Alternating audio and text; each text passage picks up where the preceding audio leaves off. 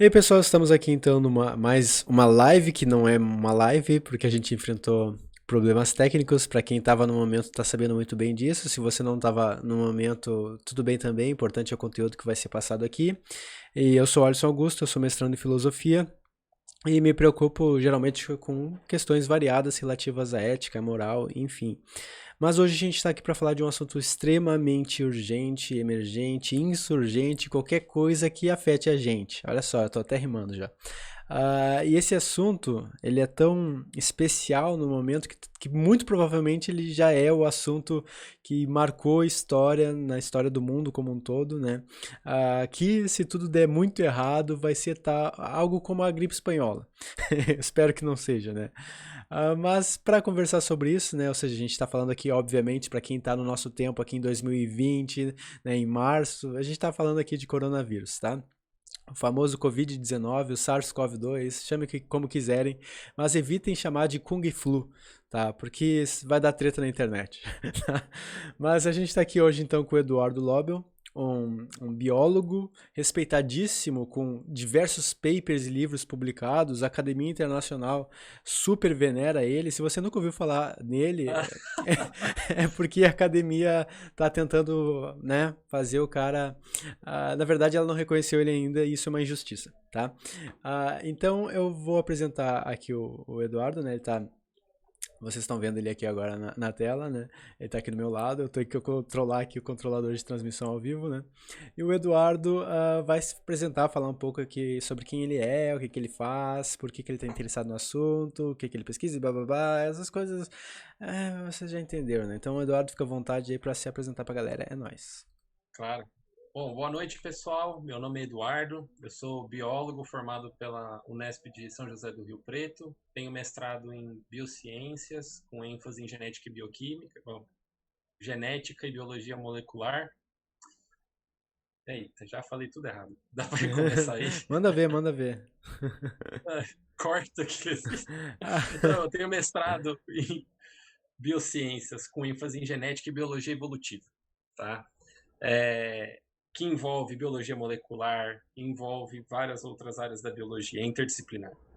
Bom, e hoje a gente está aí, agradeço o espaço do Alisson que cedeu esse espaço para a gente poder estar discutindo então um assunto sério, que é essa pandemia causada pelo SARS-CoV-2, essa doença aí, a pandemia do Covid-19, que tem deixado muita gente preocupada com questão de isolamento, com questão de quantas pessoas vão ficar doentes ou não, se o sistema de saúde vai ser capaz de atender todo mundo. E hoje eu vou trazer um pouquinho, então, compartilhar um pouquinho do meu conhecimento a respeito da perspectiva biológica, ah, a respeito dessa pandemia, então, do Covid-19.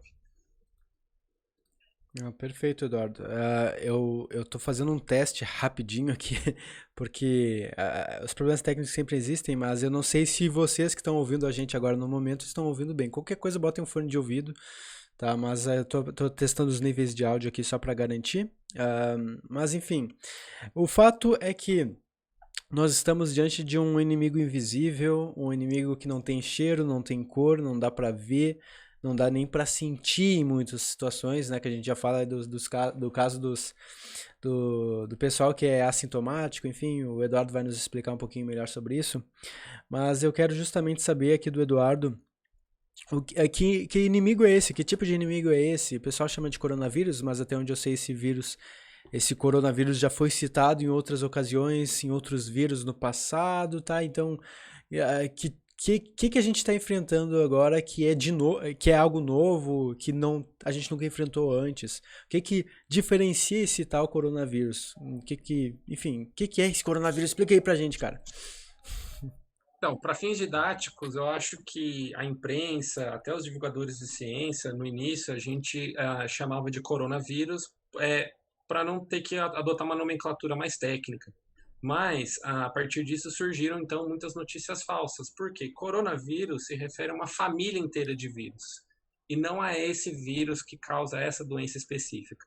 Então, a gente tem alguns coronavírus, como o MERS, que é o coronavírus do Oriente Médio, o SARS de 2003, que também foi uma epidemia na China, que causava a síndrome aguda respiratória. A gente tem coronavírus como PIF para gato, a gente tem coronavírus de cachorro. E no meio dessa bagunça de chamar de coronavírus, a gente acabou surgindo então algumas notícias do tipo: nós já tínhamos conhecimento do coronavírus, porque só a doença agora. Eu vi a carteirinha de vacinação do meu cachorro e tá lá coronavírus. Como é que tem vacina para o meu cachorro e não tem para humano? Pois é, eu Porque vi se isso aí. refere Eu então, acho que já é legal a gente já deixar claro que isso foi um fake news, né? e é uma Porque fake eu, news, eu vi, eu exatamente. vi isso, era um vídeo de 2 minutos, né? Mostrando, olha só, aqui a vacinação do meu cachorro, vacina não sei o que para coronavírus, e o governo não quer nos dar a vacina. Isso aí é uma coisa implantada da China, é um grande conluio mundial para fazer a população passar mal e fingir que não tem vacina, enfim. Parece que é um grande fake news, né? É igual gripe. Quando a gente fala gripe ou influenza, você está falando de um número enorme de vírus. Então você tem H1N1, que foi a gripe suína. Você tem outros vírus da gripe, cada um com seu respectivo nome. Então, quando a gente fala gripe ou influenza, gripe é uma doença muito genérica, que é causada por muitos vírus diferentes da mesma família. Então, coronavírus é similar nesse sentido, similar de que se refere a uma família de vírus. Alguns deles causam doenças humanas, outros não. Tá? Alguns são mais severos e outros não. Hoje, o vírus com o qual a gente está lidando é o SARS-CoV-2. Tá? Então, é esse o vírus responsável pela pandemia do Covid-19. Beleza. Então, esse SARS-CoV-2, porque eu me lembro que em 2003 teve a epidemia da SARS na Ásia, né? Só que agora a gente está falando em SARS-CoV-2. Tá, o CoV ali vem do Covid, né? De Ah, corona, isso, o nome da coronavírus, família. que em inglês é coronavirus disease, né? Que o pessoal fez até meme. É, Coronavirus! Né? Não sei se tu chegou a ver esse meme. eu vi. Mas enfim. Então é coronavirus disease de 2019. Ok, está bem explicado no Isso, termo. Só que SARS é insuficiência respiratória aguda grave, né? correto. SARS-CoV-2, por que esse termo tão grande para designar esse vírus? E qual a diferença de SARS-CoV para COVID, enfim? Covid, então, é o nome que eles deram para a doença. Tá? Então, Covid-19 ficou a nomenclatura para a doença e o SARS-CoV-2 a nomenclatura para o vírus. Ele tem esse nome 2 por algumas razões. A primeira razão é porque os sintomas, ele apresenta alguns sintomas que são parecidos com o SARS de 2003, que teve epidemia na Ásia, e também pela proximidade genética que ele tem com o SARS em relação aos demais coronavírus da família. Então, ele é mais próximo do SARS do que dos demais coronavírus. Então, justamente como a doença tem alguns aspectos parecidos, mais a proximidade genética com o SARS de 2003, eles então deram a nomenclatura de SARS-CoV-2. É tipo o Terminator 2, entendeu? Então, se não matou no primeiro filme, volta para te matar depois. Pois é, tem gente até fazendo uma pressão política para, sei lá, fazer a China pagar algum tipo de sanção para evitar o Terminator 3, né? Tomara que sim, né? Tomara que não tenha o 3. Não é um Imagina. filme que eu acho que ninguém queira ver. Pois é. Mas, infelizmente, É que eu fico imaginando, cara, se já foi ruim o 1, o 2 já ameaça ser ainda pior, né? O que poderia ser um 3, tá ligado? Mas enfim. e isso de um e 2 é bem interessante, porque uma das principais, aproveitando o gancho, uma das principais diferenças do SARS de 2003 e do Covid-19, então, é justamente a capacidade infecciosa do vírus. Hum, Então, o SARS de 2003, apesar dele ser um vírus mais virulento, mais agressivo no paciente, ele tinha uma capacidade de permear na sociedade, de infectar pessoas menor, por, sim. por várias razões. Uma das razões era o tempo de incubação. Então, o paciente infectado com a SARS em 2003, ele rapidamente apresentava os sintomas, era facilmente identificado e isolado. Então, tanto que não chegou a ser uma pandemia, era uma epidemia, porque era local na Ásia. Uhum. Agora, esse vírus, atual, o SARS-CoV-2, causador da Covid-19, ele, apesar de ser menos agressivo do que o SARS de 2003, ele tem uma capacidade de infecção muito alta. E o tempo de incubação é grande também. Então, segundo os dados da Organização Mundial da Saúde, chega até 14 dias. Então, até 14 dias para você desenvolver os sintomas. Por isso que as quarentenas são recomendadas de 14 a 15 dias para se ter certeza de que a pessoa não está infectada. Sim, mas aproveita E e já me diz que sintomas são esses aí, porque eu sei que tu dentro tem dos... tosse, tu tem Claro. dor de cabeça, mas o que designaria um quadro de coronavírus de forma explícita, em que a pessoa vê o que está acontecendo com ela, ela sabe. Isso é coronavírus.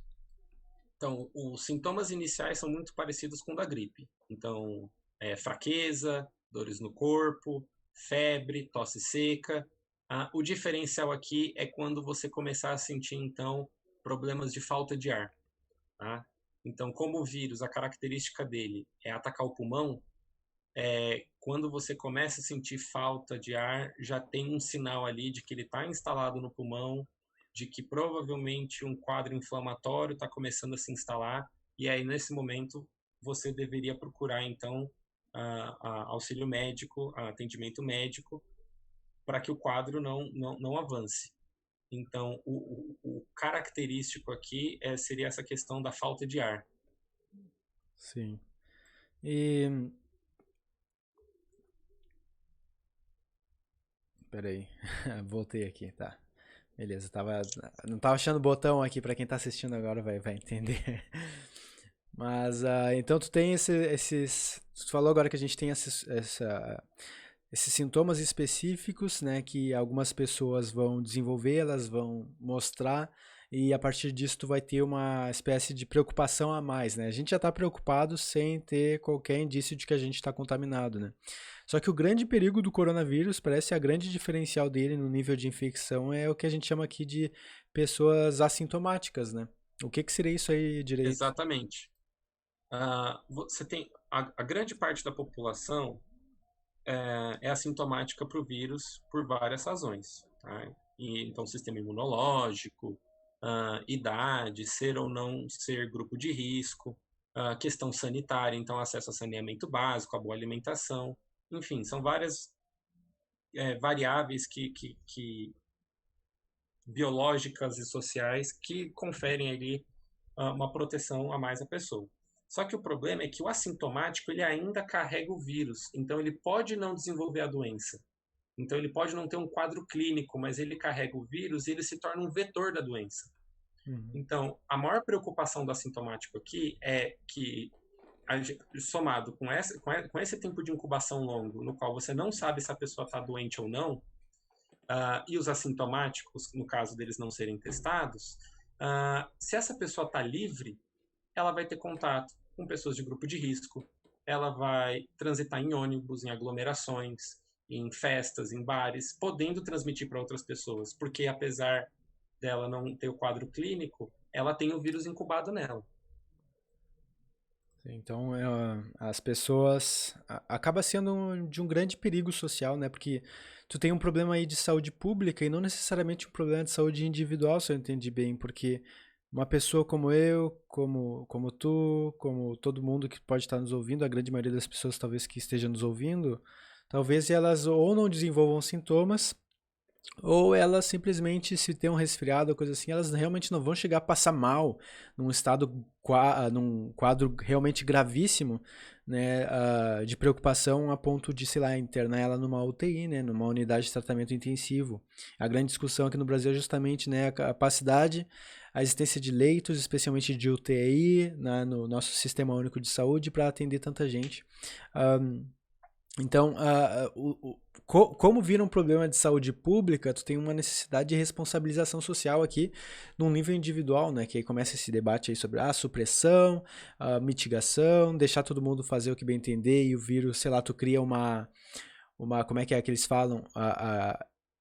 Esqueci agora o nome, aquilo de manada, é o A termo até imunidade, a imunidade de imunização de manada. manada. Isso, né? Eu queria que tu me explicasse justamente isso. Primeiro, tu me dizer exatamente o que é que tu acha disso, se é um problema de saúde coletivo, um problema de saúde individual, e me explicar exatamente o que é essa tal imunização de manada e por que alguns líderes políticos chegaram a cogitar ela seriamente, como no Reino Unido, por exemplo. O que acontece? Uma vez começada o surto de Covid-19 numa região, o vírus tem uma capacidade, um limite máximo de gente que ele consegue infectar. Então, como o líder da Inglaterra, o primeiro-ministro da Inglaterra, do Reino Unido, sugeriu, deixa infectar todo mundo, porque aí infecta todo mundo de uma vez e todo mundo vai ficar imunizado. O que acontece? Quando você tem uma infecção, você cria anticorpos para essa infecção, você está imunizado. Se você conseguir sobreviver à doença, passar o quadro clínico, claro. E então ele apostou nisso. O que acontece? Justamente por conta da grande capacidade dessa doença infectar muitas pessoas, e tem um outro fator, ela evolui rápido. Então, a partir do momento que você começa a apresentar os sintomas mais graves de falta de ar, ela evolui muito rápido, sendo necessário então o respirador, a UTI. Então, se você numa população grande, por isso que entra a questão da saúde coletiva. Numa população grande, se você tem muitas pessoas que apresentam os sintomas graves, precisando de respiradores e precisando ir para a UTI, essas pessoas vão lotar os leitos que já não estão disponíveis. Porque uma coisa que às vezes a gente acaba esquecendo é que as outras doenças não esperam porque agora é a vez do Covid-19. Então, as pessoas continuam com pneumonia, continuam com dengue, continuam com malária, acidentes de carro, acidentes domésticos, as pessoas continuam precisando de hospital e de leitos e talvez de UTIs pelas razões diversas que já precisam hoje. Então, você pode estar em casa e um parente seu tem uma parada cardíaca, um AVC. Então, você lotar os hospitais porque você tem esses doentes pelo Covid-19, você vai aumentar o número de mortes não só pelo Covid-19, como pelas doenças já existentes, porque não vai ter leito nem para um, nem para outro. Sim, e a gente está falando aqui, pelo menos pelo estudo do Imperial College of London, né? Acho que é do Neil Ferguson. Ele até meio que retratou recentemente, não sei se tu ficou sabendo disso, sobre os números que ele não teria previsto, por exemplo, como de fato o Reino Unido ou os Estados Unidos iriam lidar. Tem uma explicação, a gente não vai chegar a atualizar isso aqui, eu acho. Mas ainda assim, mesmo com essa atualização do próprio estudo dele, ainda assim a coisa é preocupante, ainda assim ele continua recomendando o regime de supressão, como está acontecendo agora na Inglaterra, se eu não me engano, na Itália, na Espanha, né? Ainda como aconteceu na Coreia do Sul, que teve um sucesso combatendo, né? Parece que aconteceu também, se eu não me engano, naquele país árabe lá, esqueci o nome. A China certamente fez isso, não tenho nem o que falar, porque a China simplesmente domina que os governantes chineses, o Partido Comunista Chinês quiser fazer passar, vai passar, né, na China. É.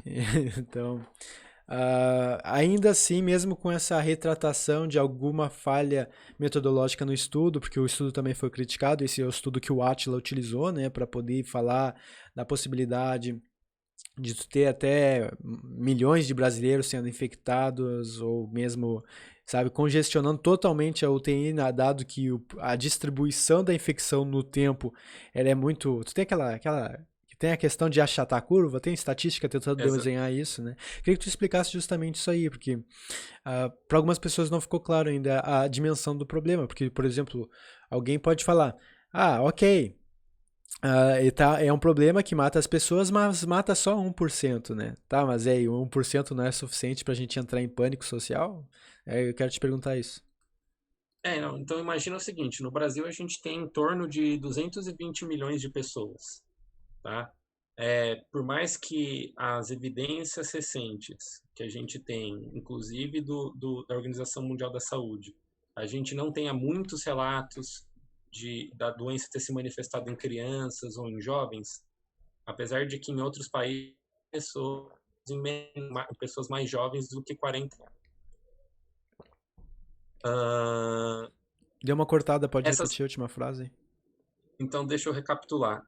Apesar, então, das evidências recentes não sugerirem que a gente tem, então, desenvolvimento da doença em pessoas mais jovens, como crianças, essas pessoas servem de vetor ainda. É por isso que as escolas foram fechadas. É um dos motivos.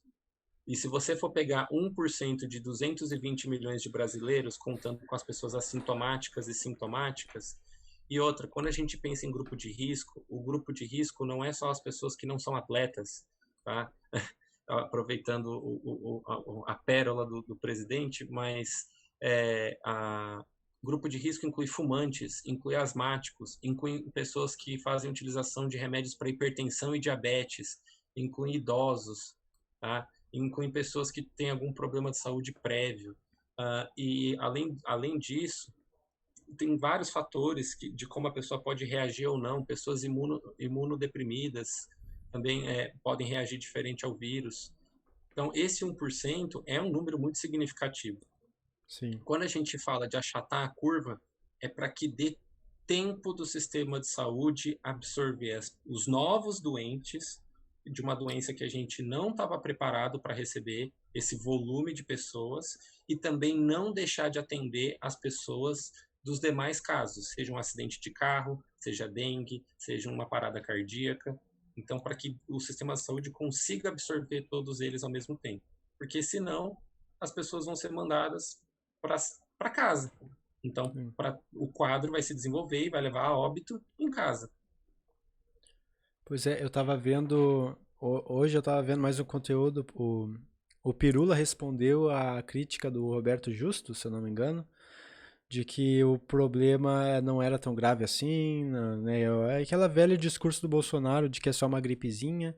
E aí o Pirula foi desenhando, né, matematicamente, fazendo um quadro, fazendo cálculos a partir das evidências disponíveis e mostrou que 1% de mortalidade para uma infecção, um vírus que infecta 80% de uma nação, né, 1% é uma coisa na casa de quase 2 milhões de brasileiros. Né? É bastante coisa. E a doença não é só uma gripezinha, como eu estava comentando no começo da transmissão. O vírus preferencialmente se aloca no pulmão. Ele, uma vez ele se alocando no pulmão, o mecanismo de reprodução do vírus é invadir a célula, utilizar do maquinário celular para se reproduzir. E aí, quando a célula está abarrotada de vírus, ela morre, ela explode, liberando outros vírus. O que acontece? Então, você tem um dano no tecido pulmonar, tá? Causado, então, por essa multiplicação dos vírus, invasão da célula e morte celular. Isso tudo desencadeia um processo inflamatório, que é uma reação do sistema imune. O problema da inflamação não é você ter inflamação. Você precisa que o corpo fique sabendo que aquele lugar precisa ser tratado por anticorpos, por células especializadas, etc. e tal. Então, a inflamação, se a gente for pensar num tabuleiro de xadrez, o sistema imunológico é separado em duas partes. A gente chama de sistema imunológico inato e o adaptativo. O inato são os peões do tabuleiro de xadrez. São as primeiras peças que se movem. Sim. O que acontece? Se você não trata essa inflamação num tecido tão sensível e essencial como o pulmão, essa inflamação sai de aguda, se torna crônica, você começa a ter morte tecidual, ou seja, então o pulmão começa a definhar, a pessoa perde capacidade respiratória e morre. Então você tem líquido no pulmão, pus no pulmão, não é uma morte bonita, vamos dizer assim. Então não é só uma gripezinha, porque escala muito rápido. Sim, parece que realmente não dá sequer para comparar com o problema, né? Porque eu até estava falando com a minha mãe hoje, que ela compartilhou, ela recebe muita corrente, né? No WhatsApp, e aí tá cheio de coisas ditas pelas pessoas mais inteligentes do mundo, né? E aí que teve um médico generalista, que eu acho que ele era a favor do Bolsonaro, ou seja, um clínico geral, um cara que atende em postinho, não é exatamente um especialista em epidemiologia ou virologia, mas ele estava dizendo, né, que que a gripe mata muito mais gente e nem por isso as pessoas estão criando alarde, né?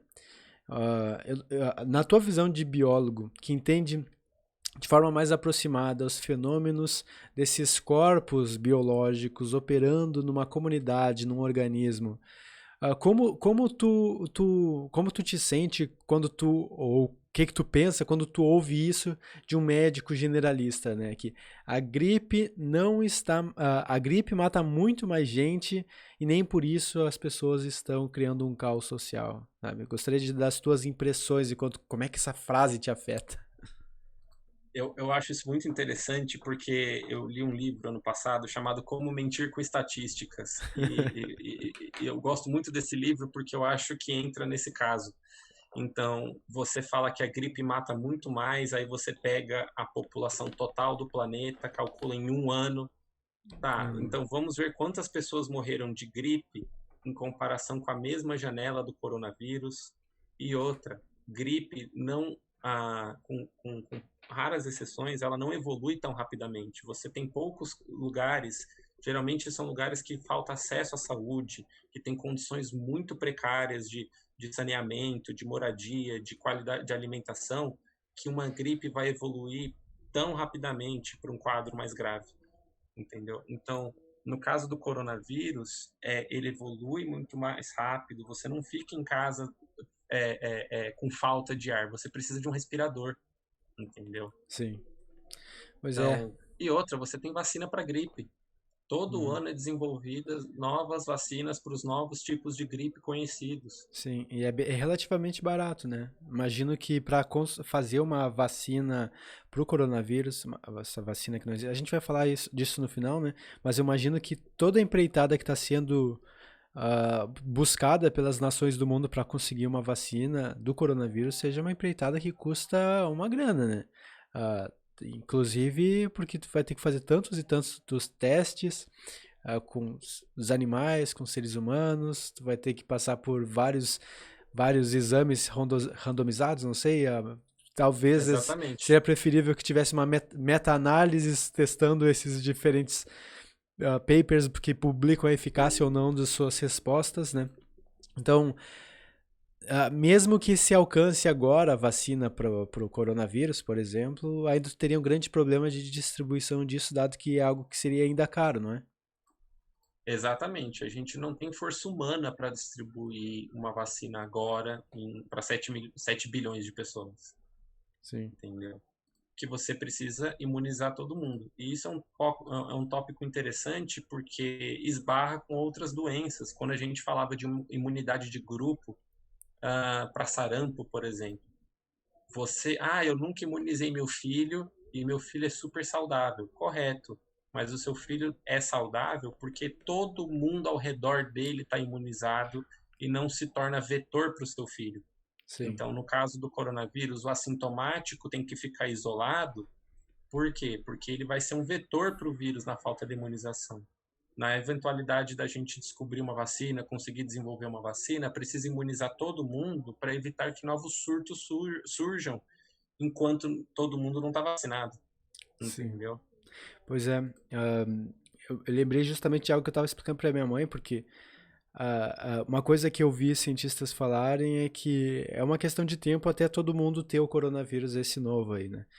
Eu queria que tu me explicasse justamente isso, porque, por exemplo, tu fala para uma pessoa que eu falei pra minha mãe hoje, mãe, tu ainda vai ter o coronavírus dentro de ti, né? E ela, ai meu Deus, cruz credo, né? Tipo, e eu expliquei pra ela, né? Mãe, quando tu tiver uma vacina e se te vacinarem, é o coronavírus dentro de ti.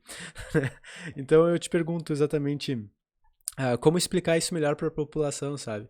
Que, na verdade, como a vacina funciona, porque tu tem movimento anti-vacina por aí que certamente eles devem estar caladinhos agora, né? Mas como é que uma vacina funciona e por que ela seria eficaz e por que ela seria tão desejável? Um dos primeiros tipos de imunização que a gente criou é muito parecido com um soro que a gente faz para picada de aranha ou picada de cobra, por exemplo. Então, inclusive, uma das pesquisas para o coronavírus recente é pegar pessoas que já passaram pela doença, então elas já têm anticorpos para essa doença, poder extrair esses anticorpos, clonar e utilizar ele de alguma forma, uma espécie de uma vacina. Mas, em linhas gerais, uma vacina, basicamente, o sistema imunológico, ele é um computador que aprende com as informações com a qual ele tem contato. Então, diariamente, você está em contato com diversos patógenos, bactérias, vírus, várias coisas que fazem mal à saúde. E seu sistema imune está constantemente batalhando, aprendendo e guardando isso na memória dele. Então, quando você pega uma gripe e pega essa gripe de novo, muito provavelmente não é a mesma gripe que você pegou anteriormente. Tá? Muitas vezes você tem contato com o vírus da gripe, mas não desenvolve a doença porque o seu sistema imune combateu a doença antes dela crescer a ponto de você desenvolver os sintomas. Então, a vacina, o que a vacina consiste? Em você dar um pedaço de informação da bactéria ou do vírus ou de qualquer patógeno que seja, você dá um pedaço dessa informação para o sistema imunológico aprender, tá? Então, esse pedaço de informação a gente tira desses organismos. Pode ser um pedaço de uma proteína, ou uma versão do vírus que a gente chama de atenuado, ou seja, ele está enfraquecido, ele não vai causar a doença, mas ele só serve como se fosse um manual de instruções para o sistema imunológico. Então, no caso de você encontrar esse vírus, o que deve ser feito? É isso que é a vacina, entendeu? Sim. Entendi. É quase como adaptar adaptar o algoritmo do teu computador pessoal para ele lidar com aquela nova informação e operar com ela de uma forma consonante, de uma forma até saudável, né? Porque a busca do sistema imunológico é justamente a saúde, né? Então, eu quero te perguntar uma coisa que eu vi circular por aí sobre o sistema imunológico, que é que às vezes, dependendo o coronavírus poderia matar as pessoas não em função do próprio coronavírus, mas ao criar uma resposta imunológica tão forte na pessoa, a ponto do próprio sistema autoimune dela causar mal para ela e ela morrer por isso. Isso existe mesmo? Como é que é? Seria mais ou menos isso, mas o porquê que acontece essa reação acentuada do sistema imunológico? Porque uma vez instalado no pulmão, ele começa a se reproduzir utilizando da célula, causa morte celular, que libera substâncias dentro da célula, que alerta todo o sistema imunológico de que ali está tendo um dano e de que precisa ser contido esse dano, seja reparado. Isso causa uma inflamação. A inflamação é a primeira resposta do sistema imune para recrutar os soldadinhos, tá? Que são as primeiras células que vão chegar lá. No caso de você não conseguir conter esse patógeno, esse vírus, a tempo, essa inflamação realmente fica por tempo demais, causando mais dano. É um efeito dominó. Mas eu também me deparei com esse tipo de argumento, eu tive a sensação que isso diminuía a gravidade do vírus, e aí eu proponho aqui, então, um exercício mental. Alguém que é baleado, você não fala que a pessoa morreu de sangramento. Entendeu? Ela só sangrou porque ela foi baleada, sabe, a priori. Então, a mesma coisa do vírus. Não aconteceria inflamação, principalmente no pulmão, que não é um órgão que é para ficar inflamado, de forma alguma. Você pode ter uma inflamação muscular e viver com dor por anos sem ir a óbito. Mas não no pulmão. Então, eu acho que é parecido. Se não tivesse vírus algum no pulmão, você não teria resposta nenhuma, você não teria resposta alguma do sistema imune que causaria uma inflamação e a inflamação levaria ao óbito. É consequência da infecção viral, do dano promovido pelo vírus. Sim, e eu acho que isso aí já ajuda a gente a pensar um pouco sobre o que o Bolsonaro estava falando, não querendo politizar aí, porque é um problema de saúde pública para todo mundo, se tá PT, PSDB, da PQP, é um problema para ti também, tá? Mas o Bolsonaro andou falando, usando como argumento a ideia de comorbidade, né, que o vírus mata mais as pessoas idosas porque elas já têm problemas de saúde, então a gente não deveria se preocupar com pessoas mais jovens, que em regra não têm problemas de saúde como diabetes, sei lá, câncer, ou sei lá. Então, Pela mesma lógica que tu está falando aqui, Eduardo, então a gente ainda pode dizer que mesmo esses idosos com comorbidade, eles morreram em função do vírus e não em função da doença que eles já tinham antes. Eu acho que vai ser, aqui no caso vai ser uma somatória dos dois. Porque uma pessoa que já tem uma condição pré-existente, ela tá mais sensível. Por exemplo, mesmo um jovem, um fumante, ele já está constantemente danificando o pulmão dele com a fumaça e com os químicos de um cigarro. Então, o que acontece? O pulmão dele já está mais sensível para sofrer de qualquer ataque.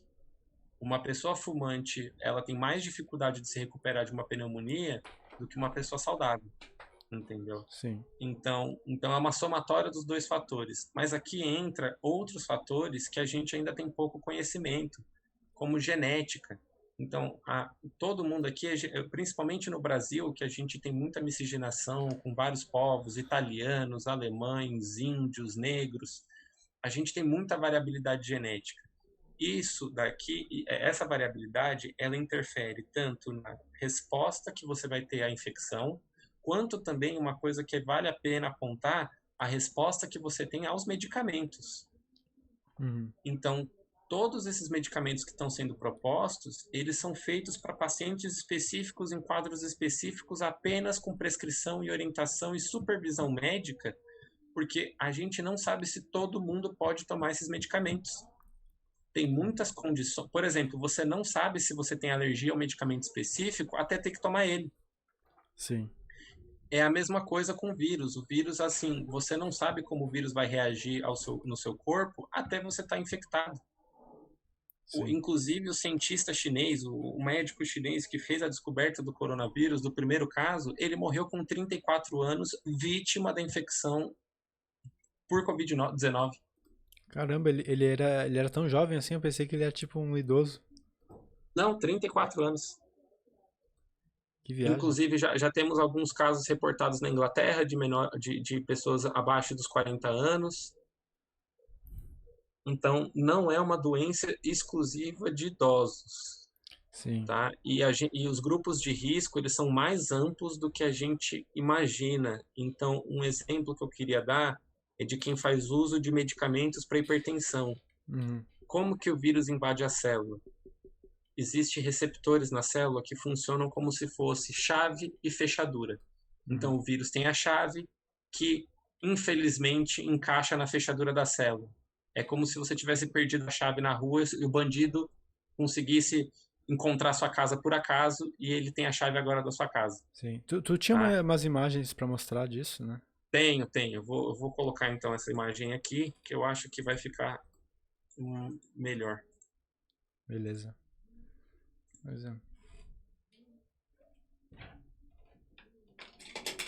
Tá aparecendo para você? Tá aparecendo.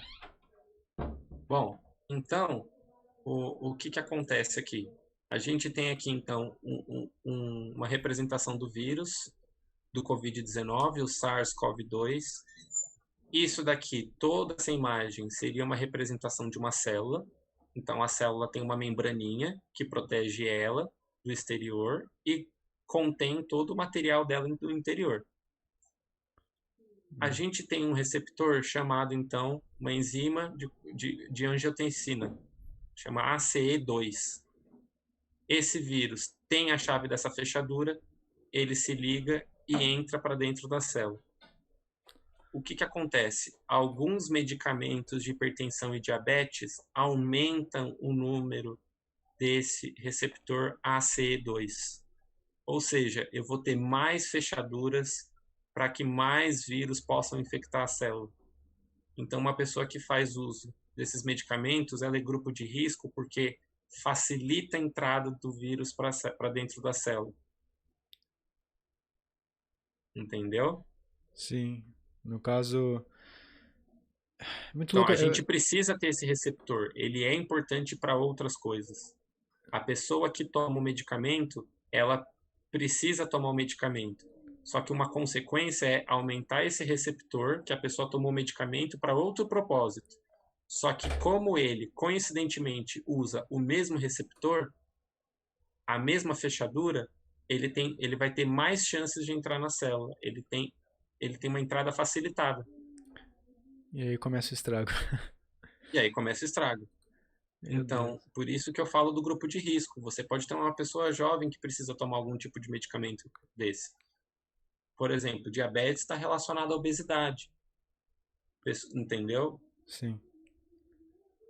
Pois é Então, que. aqui é um problema grave que a gente às vezes descarta. É a mesma coisa se a gente for levar em consideração.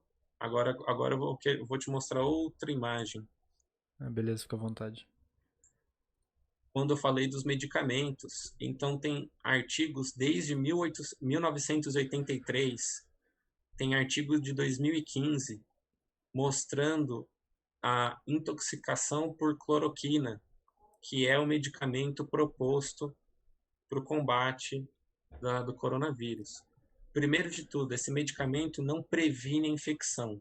Sim, existem estudos mostrando que ele é promissor e ele com in vitro, ou seja, célula no potinho, tá?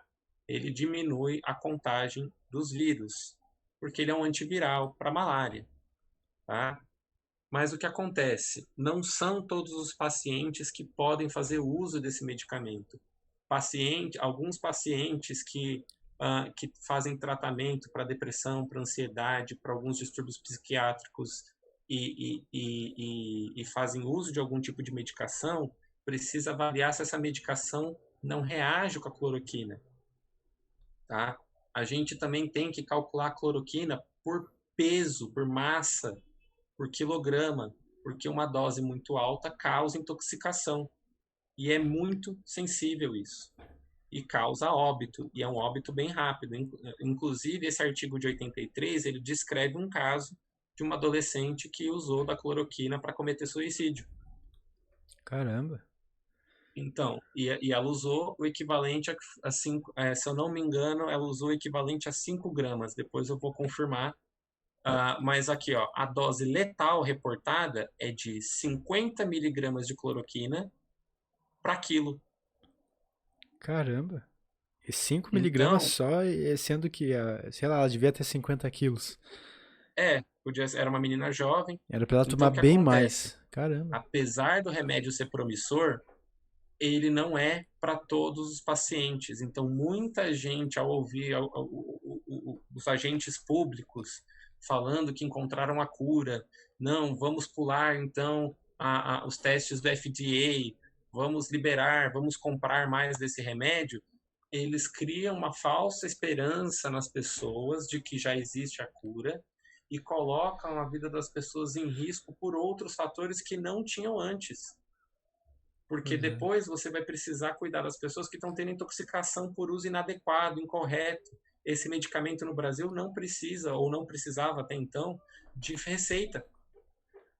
Pois é, E as cara. pessoas começaram a tomar achando que prevenia a infecção. Não previne. É para uma pessoa que já está infectada. E outra, você não sabe se você está apto a tomar esse remédio, você não sabe se você está tomando a dose correta. E isso vale para outros remédios que estão sendo estudados. A gente tem o interferon alfa 2B que está sendo estudado, a gente tem outros antivirais que estão sendo estudados. E uma coisa muito interessante aqui que vale pontuar: a gente está acostumado com antibiótico. A gente tem bastante antibiótico porque a gente mata bactéria com antibiótico e não vírus. E o que acontece? A bactéria, por ser um organismo mais complexo, é uma célula, cada antibiótico atua de um jeito para tentar matar ela, tá? Impedindo a reprodução dela, deixando ela desprotegida para o sistema imunológico ir lá e destruir a bactéria. Então, cada antibiótico tem uma atuação que consegue ser um pouco mais específica para a bactéria. Mas uma coisa que é comum no uso de antibiótico é diarreia.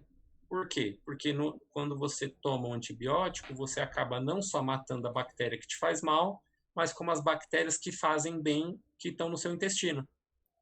Caramba. Então tem esse viés. Nós temos poucos antivirais, temos poucos medicamentos que combatem vírus. E medicamentos que combatem vírus são mais difíceis, porque vírus é uma molécula de RNA, é uma molécula de DNA. E muitos desses medicamentos eles não são específicos o suficiente para matar só o vírus, ou seja, tem que ser uma dose muito certeira para que não cause mal pro paciente, porque nós somos feitos de DNA, nós somos feitos de RNA. Então, uma vez que o vírus invade, como é que o remédio vai saber que aquilo é vírus e que aquilo é DNA da célula? É parecido com uma quimioterapia, no sentido de, não que o tratamento seja igual, mas a premissa do tipo, a quimioterapia salva o paciente do câncer. Mas um dos efeitos da quimioterapia é atacar células saudáveis do paciente. Por isso que as pesquisas do câncer sempre buscam o quê? Tornar o tratamento mais específico para atacar só a célula do câncer, para conseguir identificar só a célula do câncer e deixar as células saudáveis intactas. O antiviral tem esse problema.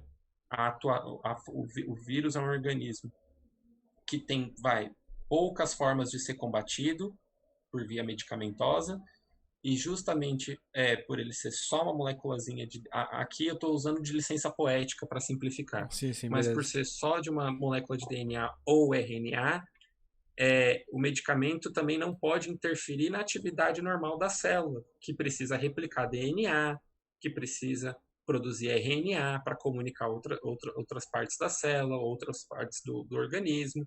Então, o medicamento precisa combater só o vírus. Por isso que todos esses remédios que já existem estão sendo testados para o coronavírus, mas e apesar de eles serem promissores, eles precisam ser usados com cautela e não de forma indiscriminada. E tu acha que, de certa forma, porque eu cheguei a ver, inclusive, deixa eu ver, pera aí, consegue voltar? Tá. Aí, tá. Eu cheguei a ver, inclusive, algumas pessoas defendendo não defendendo, mas pessoas reclamando justamente da falta de medicamentos que estão sendo pontuados por algumas pessoas como tendo algum tratamento eficaz, né? Eu vi uma moça postando, acho que no Instagram, pedindo pro pessoal que tá desesperada atrás do medicamento que ela precisa, não sei se essa é a cloroquina ou um outro, né, que ela precisa pro tratamento dela, só que não tem mais nas farmácias porque todo mundo tá comprando loucamente, sabe? Eu acho que eu vi esse post e eu acho que foi a cloroquina mesmo. E isso é outro problema. Quando a gente fala para não ter histeria, para ser ordeiro e organizado, não quer dizer que a doença é menos grave, é menos importante. São duas coisas distintas. Uhum. Quando a gente fala para ser ordeiro, organizado, evitar o pânico, ficar calmo, é no sentido de não saia comprando remédio indiscriminadamente. Porque essa moça, por exemplo, que agora não tem acesso ao remédio, vai precisar ir para o hospital, eventualmente. Ela vai ocupar leito. Sim. E é um remédio que ela teria fácil acesso se as pessoas não fossem loucamente comprar. Supermercado, mesma coisa. Se todo mundo continuasse fazendo compra de forma ordeira ou ainda de forma mais organizada, vão os idosos primeiro fazer compra, entra de 2 em 2, de 3 em 3, conforme alguns países estão fazendo, mantém distância na fila, não teria desabastecimento tão rápido e evitaria aglomeração. Aqui na minha cidade, por exemplo, tem aglomeração no banco todo dia. Que louco. Entendeu? Porque se tem agora que a gente descobriu que se tem uma categoria de pessoas mais teimosas que criança é velho, né? Sim, total. Mas Então assim, quando a gente fala para ser ordeiro quanto mais organizado a gente for agora, de forma calma, mais organizado e ordeiro, mais rápido a gente passa pela essa situação. É uma situação chata. A gente ainda tem o questionamento da parte econômica, da parte social. Todo mundo vai sair prejudicado, mas com o objetivo da gente sair menos prejudicado e mais rápido dessa situação, depende de um esforço individual e coletivo. Sim. Pois é, o que é. Porque tu tem outras pessoas fazendo o discurso de que a gente deveria de fato ser ordeiros, né? Tipo, não causar histeria. Mas uma coisa é tu falar isso, né? De que, ó, vamos tentar nos organizar, tentar racionalmente lidar com a situação, né? Mesmo se tiver que racionar produtos, né? Comida ou, sei lá, medicamentos, papel higiênico. Tem gente que tá lá louca do papel higiênico, né?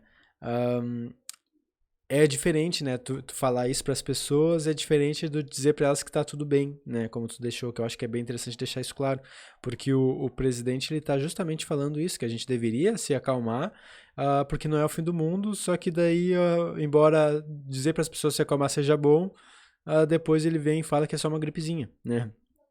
Só que Ele usa o argumento do se acalmar pelo motivo errado, né? sim, exatamente, né? Ele não deveria usar o motivo de que é só uma gripezinha, deveria deixar claro para as pessoas, olha, isso é um problema de fato, não à toa vários países estão enfrentando isso de forma muito séria, é uma questão de tempo até chegar aqui, só que a gente tem que se acalmar. Se ele dissesse isso, nossa, meu Deus, até eu ia bater palma para ele, sabe? Mas Que é o não, papel dele, né? sim, exatamente, se ele quer acalmar a gente, ele precisa acalmar a gente. É, Enfim, mas enfim, porque a gente já está se aproximando dos 50 minutos aqui da conversa, eu quero já pular para o próximo tópico, porque o pessoal aqui no meu YouTube gosta muito desse assunto que eu ando pontuando direto ultimamente, que é os animais, né? Ética animal, veganismo e tal. E a gente sabe que esse problema, tanto da SARS quanto da gripe espanhola, problemas de gripe suína, gripe aviária, né, agora o Covid, tudo tem a ver com algum contato humano com outros animais, outras espécies, né? E agora parece que surgiu de morcegos, né? Eu queria que tu me dissesse exatamente como é que foi essa origem aí, por que exatamente surgiu na China, sabe? Por que não surgiu, sei lá, na Indonésia, enfim. uma coisa que é interessante quando a gente vai falar de doenças de origem animal, a gente tem aqui tem uma questão evolutiva que é justamente a minha área de atuação. Então, o que acontece? Ah, assim como nós, organismos multicelulares, humanos, mamíferos, aves, a gente evoluiu, os vírus também evoluem. Você come patógenos de plantas, vírus de plantas todo dia. Que louco. Mas o que acontece? Esses vírus não te infectam simplesmente porque você não é o hospedeiro deles. Eles não têm a chave da sua fechadura, igual eu Ah, dei no exemplo agora. no caso, eles teriam Eles chave de fechadura de outros vegetais, digamos assim. de outros vegetais, eles vão Hum, atacar plantas, entendi. entendeu?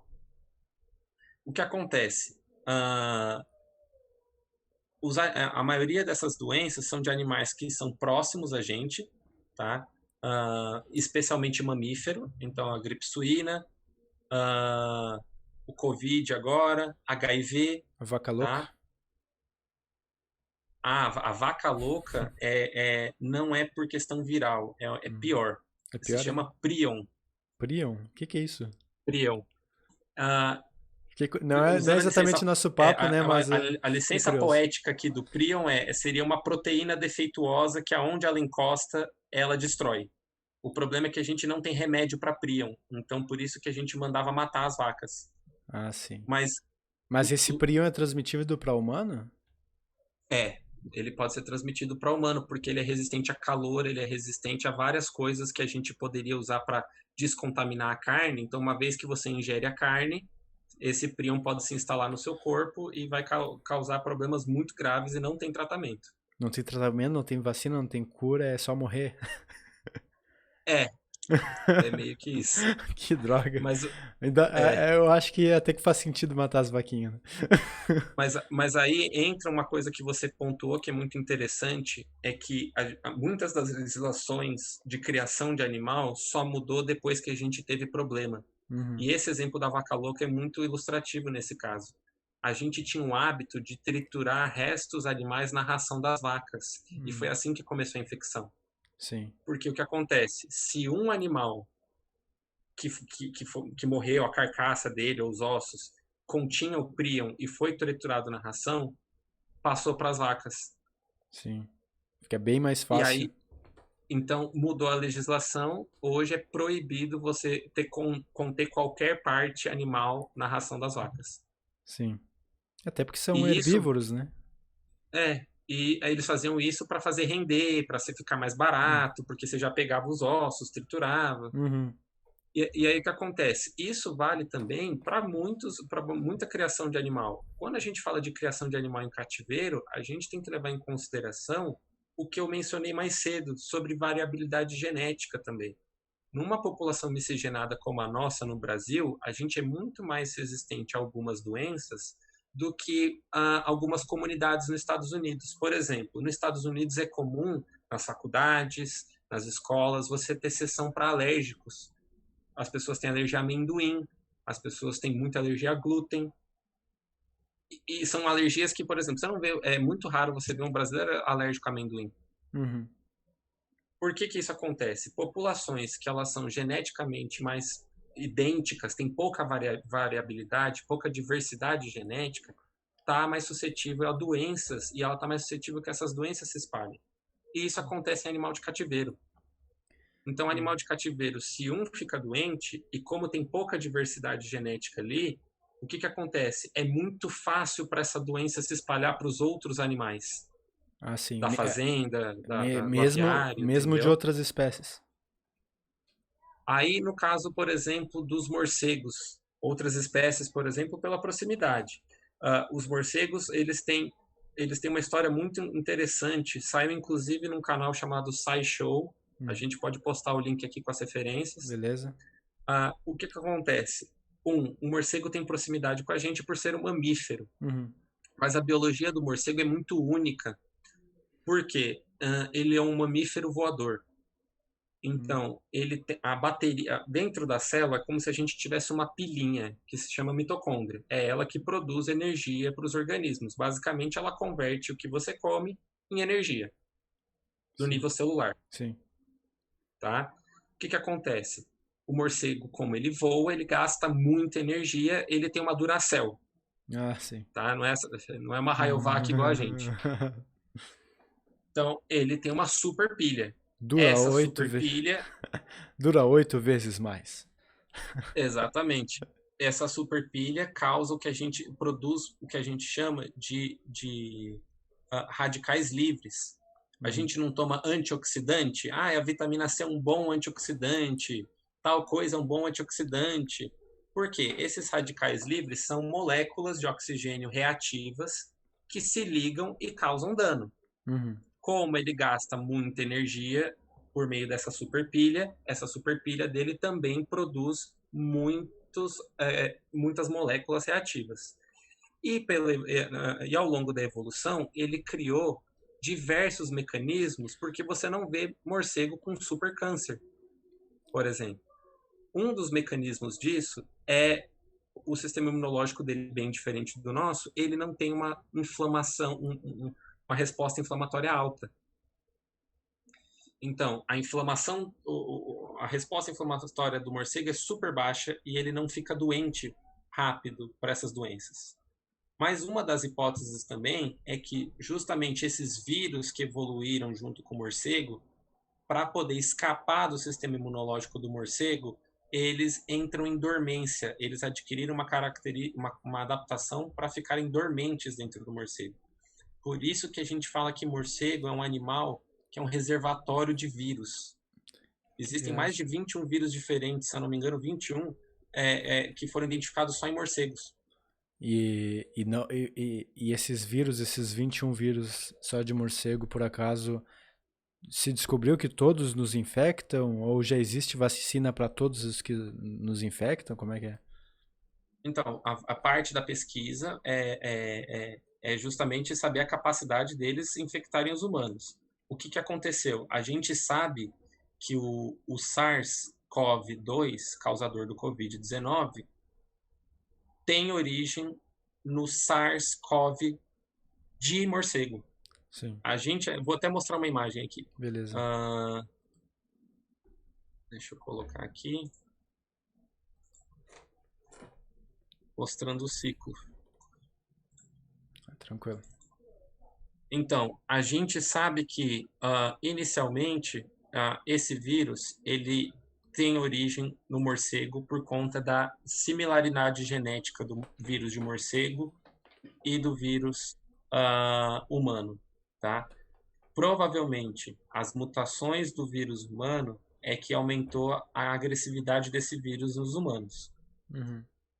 O que a gente ainda não sabe é se houve um intermediário, tá? Um mamífero intermediário que teria contato direto com o humano, e esse mamífero teve contato com o morcego, adquiriu o vírus mutou e foi passado para o humano, ou se o vírus teria passado direto para o humano.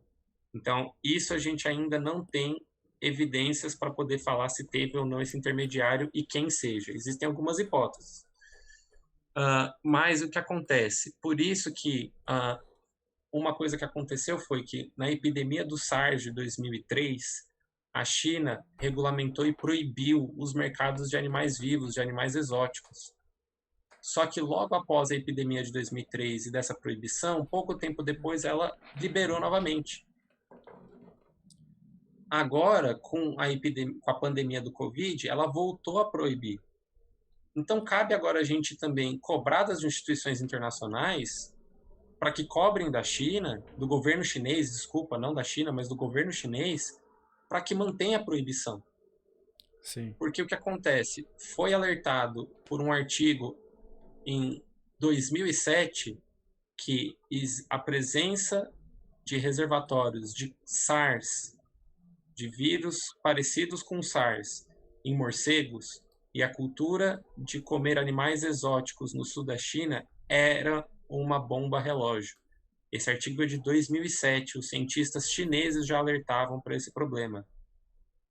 Existe outro artigo de 2019, março de 2019, que também alertavam que futuros surtos de SARS ou de MERS, de outros coronavírus, vão se originar provavelmente de morcegos. E isso aumenta a probabilidade de acontecer na China. Os cientistas já tinham alertado isso em 2019, em março de 2019.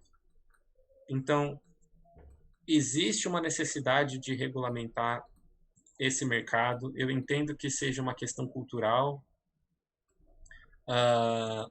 mas eu acho que existe uma necessidade da gente ter esse debate, sim, da questão dos animais, da questão de como a gente produz a comida de origem animal, ou a forma com que a gente... quando eu falo produz, vai desde a manutenção desses animais em fazendas, encarcerados, de qualquer forma que seja, para a gente aumentar, então, a segurança sanitária. Porque se a hipótese de que exista um mamífero intermediário que teve contato com um morcego, esse morcego teve contato com ele por não estava apropriado o lugar ali, entendeu? No sentido sanitário. Sim. Eu entendo completamente. Eu vou só mostrar. Tu não tá conseguindo ver agora, mas vai sair no vídeo. Que tem uma publicação no National Geographic sobre que medidas a China está tomando, né? Para tentar até apaziguar a população, ou sei lá, mostrar que ela está fazendo trabalho. E saiu no National Geographic que a China está promovendo bile de urso como tratamento para coronavírus, né? O que está deixando o pessoal preocupado com as questões. Eu vou até te mandar o link aqui para te ver que eu não estou viajando. Que o pessoal está preocupado justamente com as questões. O pessoal da vida selvagem, preocupado com os animais selvagens, eles estão justamente percebendo que a China está muito hipócrita nessa medida. Parece que está querendo favorecer um lobby que já existe lá na China, que é o mercado de animais selvagens, tentando dar uma finalidade para esses animais, mesmo nessa situação pandêmica na qual justamente esse mercado facilitou, né, a transmissão desse vírus, né? Então tem muita gente acusando a China de hipocrisia, daí eles estão fazendo, não sei exatamente, tu pode ver aí, tu pode ler o artigo, pode dar uma olhada depois, mas tudo indica também, pelo que o próprio National Geographic critica aqui, né, que isso não é um tratamento, na verdade, eficaz, que isso aí não tem nem comprovação científica, né. Eu fico imaginando o que uma pessoa que está muito realmente preocupada com essas questões biológicas, de como os nossos sistemas imunes, como nós, enquanto organismos, funcionamos, que tipo de responsabilidade está acontecendo aí, né? Frente ao fato de que, bom, primeiro, todo o ser humano cria uma situação na qual os animais são explorados. Isso aí tem uma questão moral aí, mas vamos pensar estritamente na questão da saúde pública, né? Os animais estão numa situação que naturalmente, evolutivamente, eles não estariam. Né? Tu tem pangolim, tu tem morcego, tu tem guaxinim, tu tem urso, tu tem, não sei se tem urso panda, tu tem, sei lá, pavão, sabe? Tu tem uma série de animais que nunca se cruzariam na história evolutiva se não fosse o ser humano criar essa situação na qual esses animais estão trocando fluidos, trocando, né, fezes, estão trocando o mesmo ambiente respiratório, o mesmo clima, né? Tu pega um animal que é da Antártida e leva lá para o mercado de Wuhan e não tem a mesma temperatura, fica muito fácil aquele animal, sei lá, os pelos caírem ou, não sei, alguma coisa na estrutura dele vai mudar e vai, de certa forma, entrar em contato com outros, né? Então, o pessoal preocupados, ativistas da vida selvagem, ativistas, né, de questões ecológicas, eles têm essa preocupação justamente de tu tirar de uma forma que não faz sentido, né, de deslocar o habitat desses animais, criando um problema de saúde, que já aconteceu lá no primeiro SARS, né? Teve a grande, não sei o que, chinesa, em 1960 e poucos, não sei agora o nome. E tu tem ainda uma questão moral envolvida, né? Então, não te parece, Eduardo, que a gente tem uma espécie de imperativo moral enquanto pessoas que estudam isso e detectam hipocrisias ou detectam justamente a ineficiência científica de certas abordagens, como a do governo agora, vamos dar tratamento de bile de urso, né? Não tem nenhuma comprovação disso, é apenas algo que o pessoal explora na China já tem de forma tradicional, é medicina milenar, né? Não te parece que existiria um imperativo moral para os cientistas reclamarem, dizer que isso aqui é uma fraude, que isso aqui é uma coisa que, para a situação que está calamitosa e que se originou justamente dessa facilitação do governo chinês para com esse tipo de situação em que os vírus surgem, né? Não te parece que haveria um imperativo moral que reforçaria os cientistas, os pesquisadores, os estudiosos a, sei lá, levantarem suas vozes e dizerem: China, toma jeito? Eu acredito que sim, inclusive isso que você falou não deixa de ser verdade, inclusive para os morcegos. Esse mecanismo que eu te falei que existe de dormência desses vírus nos morcegos, enquanto os morcegos também têm um período de hibernação, o que deve ter ocasionado esse surto foi um distúrbio que o humano deve ter causado na população dos morcegos. Uhum. E os morcegos têm uma ecologia muito interessante, porque por mais que eles não desenvolvam a doença sempre, o que acontece? Por mais que um morcego desenvolva a doença, eles estão sempre andando em bando, em colônia, então um passa para o outro, um morcego passa para o outro. Sim. Quando você tira o morcego desse estado de dormência, por exemplo, é nesse momento que você aumenta também a contagem de vírus no corpo dele.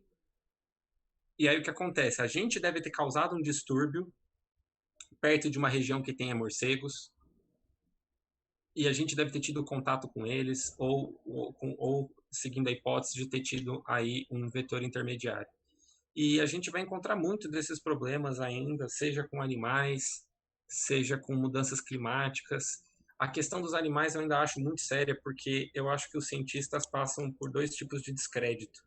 Então, ah, eu postei recentemente no Facebook que eu acredito que algumas epidemias que a gente vai enfrentar no futuro vão ser causadas pelas mudanças climáticas. Doenças que estão aí congeladas em permafrost, que a gente não evoluiu junto, não teve contato, eventualmente a gente vai começar a ter contato. Isso quando não doenças que são restritas a regiões tropicais vão começar a avançar aí, por exemplo, no hemisfério norte. No caso das mudanças climáticas, a gente tem um descrédito político, né? Agora, eu acho que no caso da China, do tipo China toma jeito, a gente tem um descrédito acadêmico pelo fator de que esse tipo de mercado é cultural, de que esse tipo de alimentação, a alimentação assim ou assado, é cultural. Sim. Então, muitos cientistas hoje, por conta desse relativismo cultural, de que você não pode falar que tal coisa é errada porque é da cultura de um povo, porque isso é xenofóbico, é racista, ou essa nova cultura de cancelar alguém, tem amedrontado muitos cientistas, porque eles estão deixando de poder dar palestras ou aulas, dependendo de quão, de quão, de quão, de quanto ele vai defender a posição dele, do tipo, não, isso está errado, porque a gente tem que rever esses conceitos culturais aqui, ou ele vai causar mal para todo mundo. Sim. Então, até para os cientistas poderem se posicionar com mais afinco, no tipo China, toma jeito, a academia como um todo tem que rever alguns pontos, porque a academia não aceita determinados tipos de crítica, Sim. né? E eu acho que nesse momento de pandemia vale essa reflexão, entendeu? Sim. Porque não é a primeira pandemia causada pela mesma razão. Sim. Pois é, eu Entendeu? tenho. E esses 2 artigos que eu mostrei agora mostram que os cientistas chineses, inclusive, já haviam alertado, já tinham alertado para a iminência disso acontecer, entendeu?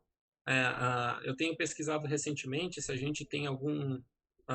eu vi alguns amigos comentando que isso seria equivalente a Chernobyl chinesa por várias razões, que eu acho que não vem ao caso nessa transmissão. Mas uma coisa que eu achei interessante é que quando a gente teve o caso do Chernobyl, a gente teve a criação de diversos comitês e comissões internacionais responsáveis por regular e por fiscalizar a utilização de energia nuclear. E Sim. eu sinto falta de uma comissão internacional, uma comissão única para tratar de assuntos biológicos. Porque hoje a maioria das informações que a gente tem passa pela OMS, pela Organização Mundial da Saúde. E eu acho que isso é muito tardio, porque a gente só vai começar a discutir alguns pontos quando começa a afetar a saúde humana. Então eu acho que falta um pouco de controle, de fiscalização ou de algum tipo de regulamentação da base de como você faz pesquisa com vírus, com patógenos, de cuidados com os animais, entendeu? Não só da questão bioética, mas da questão técnica mesmo. Então, se você, como eu mencionei, muitas das práticas agrícolas, da pecuária, etc e tal, só mudaram a lei após algum tipo de problema. Só mudaram a lei da ração da vaca, mesmo sendo sem necessidade de utilizar partes de animais na ração, depois da vaca louca.